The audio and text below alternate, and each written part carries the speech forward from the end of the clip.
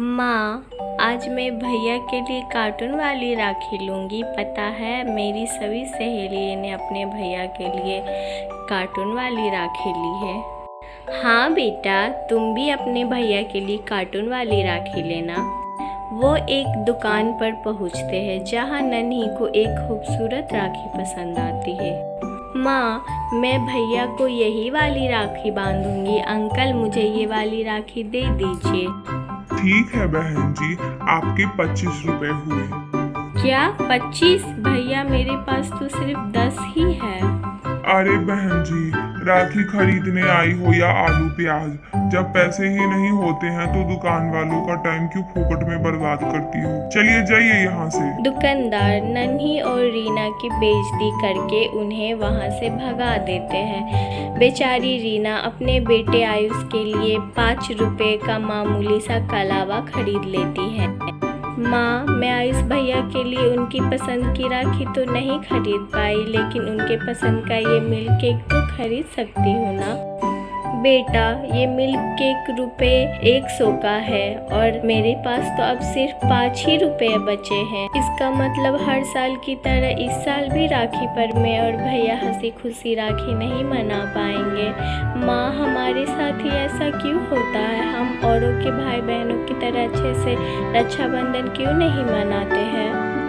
ऐसे ही 2 दिन गुजर जाते हैं और आज रक्षाबंधन का त्यौहार होता है, जहाँ सभी अमीर भाई बहन नए नए कपड़े पहनते हैं। बहनों अपने भाइयों को उनकी मनपसंद की राखियाँ बांधती है और भाई अपनी बहनों को उनके मनपसंद गिफ्ट देते हैं। वही बेचारा ये गरीब बच्चे रूखी सूखी रक्षाबंधन मना रहे होते हैं। भैया, मुझे माफ कर देना, मैं इस बार भी आपके लिए कोई आपकी मनपसंद की राखी नहीं ला पाई। कोई बात नहीं छोटी, जरूरी नहीं है ना कि हम रक्षाबंधन महंगी महंगी मिठाइयों और अच्छी राखियों से ही। तूने मुझे दिल से कलावा बांधा और अपने हाथों से चीनी से मुंह मीठा करवा दिए, यही मेरे लिए काफी है। शाम को घर आकर रीना और उसके पति संजय बच्चों की उदासी देखकर बात करते हैं।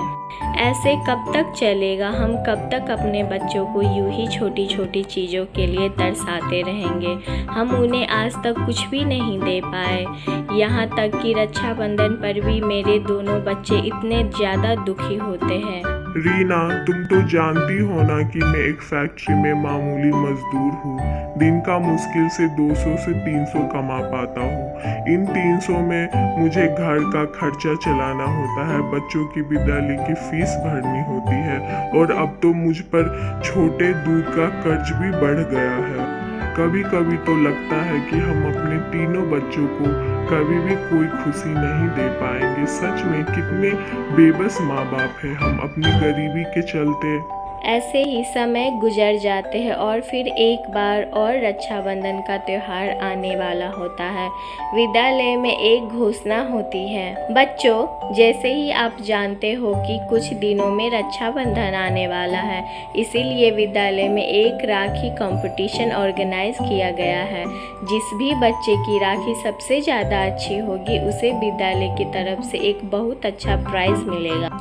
राखी कंपटीशन का नाम सुन सभी बच्चों के साथ आयुष और नन्ही भी काफ़ी खुश हो जाते हैं, जिसके बाद वो घर आकर सारी बात अपनी माँ रीना को बताते हैं। लेकिन बच्चों, राखी बनाने के लिए तो तुम्हें बाहर से सामान खरीदना होगा और राखी बनाने का सामान भी काफ़ी महंगा आता है, तो तुम कैसे राखी बना पाओगी? माँ, दुखी मत हो, हमने सोच लिया है कि हम राखी कैसे बनाएंगे। दोनों भाई बहन अपने घर में रखे हुए छोटे मोटे कपड़ों को इकट्ठा करते हैं, साथ ही कुछ कपड़ों के अंदर से मोतिया को भी निकाल लेते हैं और घर के अंदर रखे कलावे को भी अपने राखी बनाने के सामान में शामिल कर देते हैं। और अब दोनों भाई बहन इन्हीं जमा की हुई चीजों से सुंदर सी राखी बनाकर तैयार कर देते हैं। देखा नन्ही, बिना बाहर से सामान खरीदे घर की चीजों से ही हमने कितनी सुंदर राखी बनाकर तैयार कर दी। अब देखना, इस राखी कंपटीशन को तो हम दोनों भाई बहन ही जीतेंगे। आयुष की कही हुई बात और दोनों भाई बहनों की मेहनत रंग लाती है। उनकी बनाई हुई हैंडमेड राखी विद्यालय विद्यालय में टीचर को काफ़ी ज़्यादा पसंद आती है, जिसके बाद अब उन्हें फर्स्ट प्राइज़ दिया जाता है। दोनों भाई बहन फर्स्ट प्राइज़ लेकर खुशी खुशी घर लौट रहे होते हैं। रक्षाबंधन के करीब आने पर नगर के बाजार में कई जगहों पर राखी के स्टॉल खुल गए थे और उन्हें पर लोगों की काफ़ी भीड़ भी लगी हुई, जिसे देख दोनों भाई बहन को एक नई तरकीब सूझती है और वो अब जल्दी से घर आते हैं।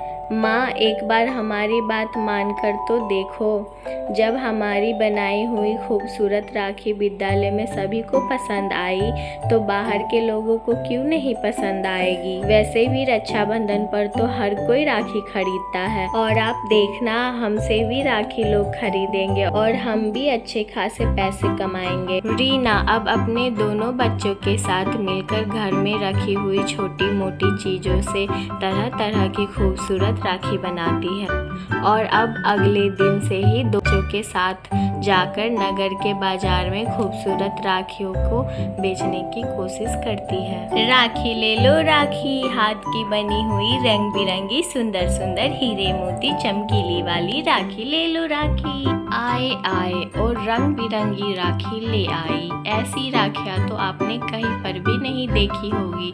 सिर्फ 20 रुपए की राखी है। तीनों माँ बच्चे काफी देर तक आसपास से गुजर रहे लोगों को राखी लेने के लिए कहते हैं, लेकिन कोई उनसे राखी नहीं खरीदता। ये लोग हमसे राखी क्यों नहीं खरीद रहे हैं? कितनी सारी मेहनत से राखियाँ बनाई हमने, हमारा तो सब कुछ बर्बाद हो गया। नहीं, हम इतनी जल्दी हार नहीं मान सकते। अब देखना, हमारी बनाई हुई राखियाँ जरूर बिकेंगी। नन्ही अपनी माँ और अपने भाई को काफ़ी हौसला देती है, लेकिन ये हौसला उन दोनों के ही कोई काम नहीं आता। आसपास बनी बड़ी बड़ी बहुत सुंदर दुकानों से ही लोग राखियाँ खरीदने लगते हैं और